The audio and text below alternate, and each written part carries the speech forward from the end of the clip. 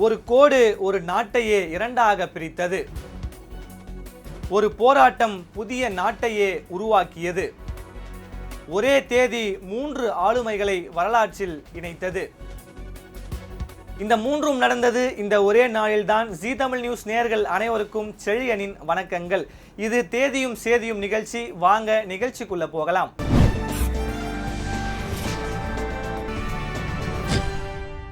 இந்த வருஷத்தோட 229வது நாள் இன்று. இந்த நாள் மறைச்சு வச்சிருக்க சுவாரஸ்யங்களையும் ஆச்சரியங்களையும் விறுவிறுப்பா பார்க்கலாம். இன்று ஆகஸ்ட் 17.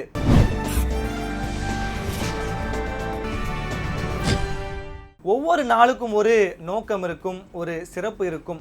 அந்த வகையில முதலாவதா லாபத்தை தேடாமல் மனிதர்களின் வாழ்க்கையில் மாற்றத்தை தேடும் நாள் இது. வருமானம் இல்லாமல் சமூகத்தின் வளர்ச்சிக்காக உழைக்கும் கரங்கள் போற்றப்படும் நாள் இன்று. ஆகஸ்ட் 17 தேசிய லாப நோக்கமற்ற நிறுவனங்களின் தினம் கடைபிடிக்கப்படுது.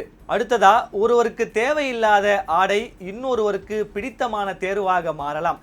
பயன்படுத்தப்படாமல் இருக்கும் ஆடைகள் பொருட்களை தூக்கி எறிவதற்கு பதிலாக அவற்றை மற்றவர்களுக்கு பயன்படும் வகையில் தானமாக வழங்குவதையும் ஏற்கனவே பயன்படுத்தப்பட்ட பொருட்களை குறைந்த விலையில் வாங்குவதையும் ஊக்குவிக்கும் நாள்தான் இன்று நேஷனல் த்ரிஃப்ட் ஷாப் டே.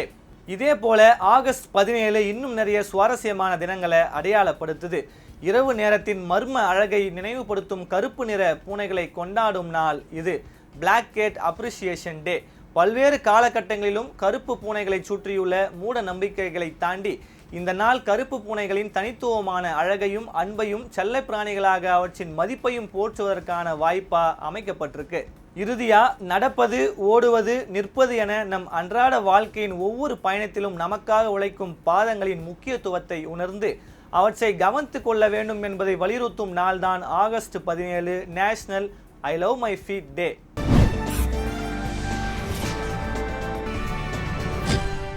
இப்போ வரலாற்று பக்கங்களை கொஞ்சம் புரட்டி பார்க்கலாம். இந்தியா சுதந்திரம் பெற்று 2 ஆண்டுகளுக்கு பிறகு வரலாற்றின் இன்னொரு முக்கிய முடிவு வெளியானது.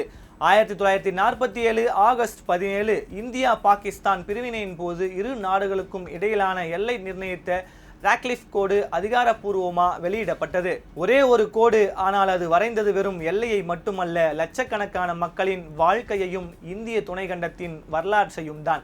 பல ஆண்டுகள் அந்நிய ஆட்சி, போராட்டம், தியாகம், இறுதியில் கிடைத்த சுதந்திரம். 1945 ஆகஸ்ட் 17 ஜப்பானிய ஆக்கிரமிப்பிலிருந்து விடுதலை பெற்று இந்தோனேஷியா தனது சுதந்திரத்தை அறிவித்த நாள் இன்று. இறுதியா, சினிமாவில் பிரம்மாண்டம் படைத்த ஒருவர், அரசியலில் குரல் கொடுத்த ஒருவர், பத்திரிகையிலும் அரசியலிலும் தடம் படித்த மற்றொருவர், இந்த மூவரையும் இணைக்கும் ஒரே விஷயம் ஆகஸ்ட் 17 பிறந்த நாள் மட்டுமே.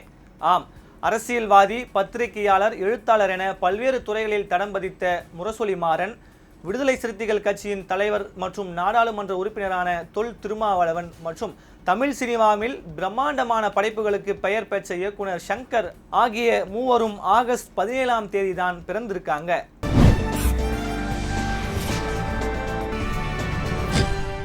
சிறிய நம்பிக்கையும் பெரிய மாற்றத்திற்கான தொடக்கமாகலாம். நாளைய தேதியில் ஏராளமான செய்தியோடு மீண்டும் சந்திக்கிறேன்.